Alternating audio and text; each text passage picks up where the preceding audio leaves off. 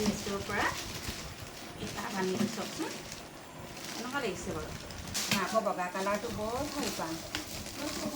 বগা কালাৰটো মানে মই বৰ প্ৰিয় জানো। বগা টাবত ফুলবিলাক ৰুলে চফা লাগি থাকে। মই ভিতৰত দিওঁ, ভিতৰত ফুল ৰুওঁ। এতিয়া অৱশ্যে বাৰিষা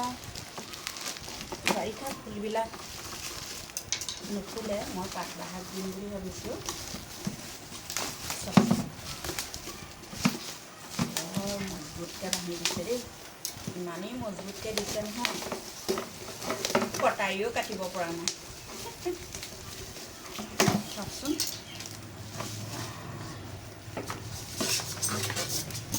কেনেকুৱা লাগিছে ক'বচোন দেই। ভাল লাগিছে ন বাৰু?